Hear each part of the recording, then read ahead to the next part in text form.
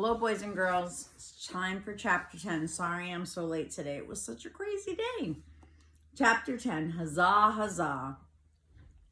I had just finished telling Graham and Gramps about the mysterious message when Gramps pulled off the freeway. He said he was tired of chewing up the road, and the white lines down the middle of the highway were starting to wiggle.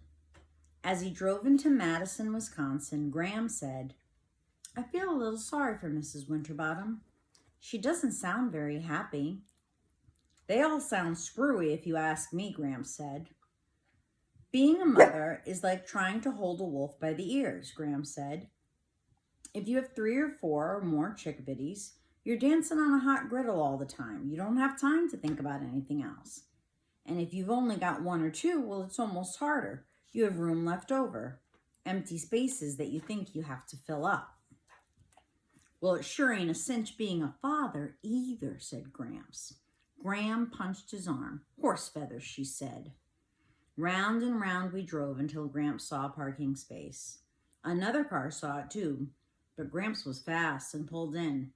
And when the man in the other car waved his fist, Gramps said, "I'm a veteran. See this leg? Shrapnel from German guns. I saved our country."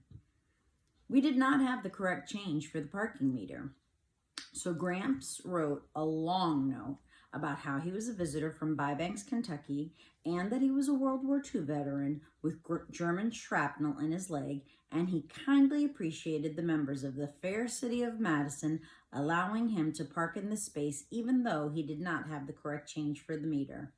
He put this note on the dashboard. "Do you really have German shrapnel in your leg?" I asked. Gramps looked up at the sky. "Mighty nice day," he said. The shrapnel was imaginary. Sometimes I am a little slow to figure these things out. My father once said I was as gullible as a fish. I thought he said I was edible. I thought he meant I was tasty. The city of Madison sprawls between 2 lakes, Lake Mendota and Lake Monona, and dribbling out of these are other piddly lakes. It seemed as if the whole city was on vacation, with people riding around on their bikes and walking along the lakes and feeding the ducks and eating and canoeing and windsurfing. I'd never seen anything like it. Graham kept saying, "Huzza, huzza." There was a part of the city where no cars could go, and thousands of people were strolling around eating ice cream. We went into Ella's Kosher Deli and Ice Cream Parlor and ate pastrami sandwiches and kosher dill pickles, followed by raspberry ice cream. After we walked around some more, we were hungry again, and so we had lemon tea and blueberry muffins at the Steep and Brew. All the while, I heard the whispers.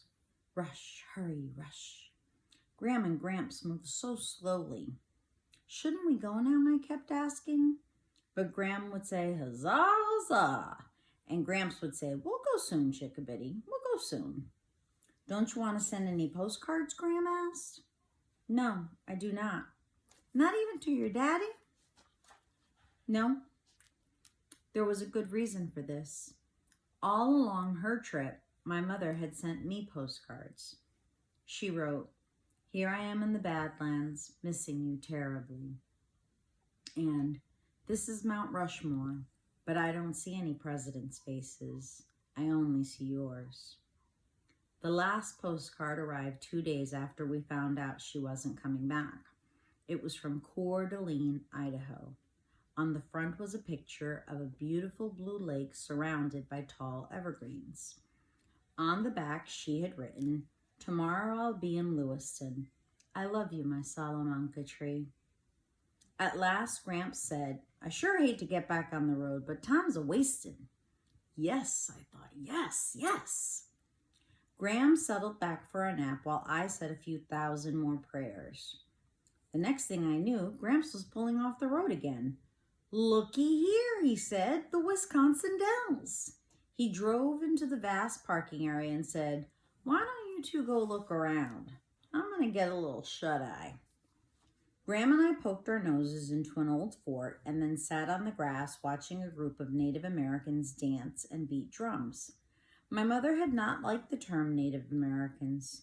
She thought it sounded primitive and stiff. She said, "My great-grandmother was a Seneca Indian, and I'm proud of it. She wasn't a Seneca Native American. Indian sounds much more brave and elegant." In school, our teacher had told us that we had to say Native American, but I agreed with my mother. Indian sounded much better.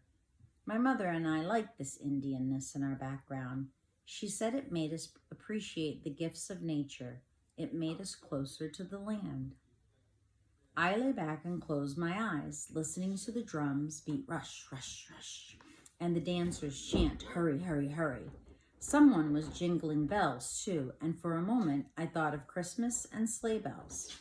When I opened my eyes again, Graham was gone. I glanced around, trying to remember where we had parked the car. I looked through the crowd, back at the trees, over at the concession stand. They've gone, I thought. They've left me. I pushed through the people. The crowd was clapping, the drums were beating. I was all turned around and could not remember which way we had come. There were 3 signs indicating different parking areas. The drums thundered. I pushed further into the crowd of people who were now clapping louder in time with the drums. The Indians had formed 2 circles, one inside the other, and were hopping up and down. The men danced in the outer circle and wore feather headdresses and short leather aprons. On their feet were moccasins, and I thought again about Phoebe's message, "Don't judge a man until you've walked 2 moons in his moccasins." Inside the circle of men, the women in long dresses and ropes of beads had joined arms and were dancing around one older woman who was wearing a regular cotton dress. On her head was an enormous headdress which had slipped down over her forehead. I looked closer. The woman in the center was hopping up and down. On her feet were flat white shoes. In the space between drum beats, I heard her say, "Huzza, huzza." That's the end of chapter 10. Huzza, huzza. Graham says it all the time.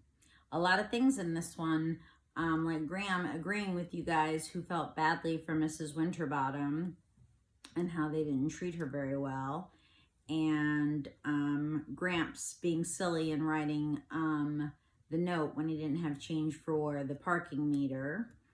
And Sal having a memory moment, remembering about the postcards that her mother sent her when she was on the same trip that they were on. And boys and girls, you can Google all of these places because they're all here in America. The Badlands, Mount Rushmore, the Wisconsin Dells, Madison, Wisconsin.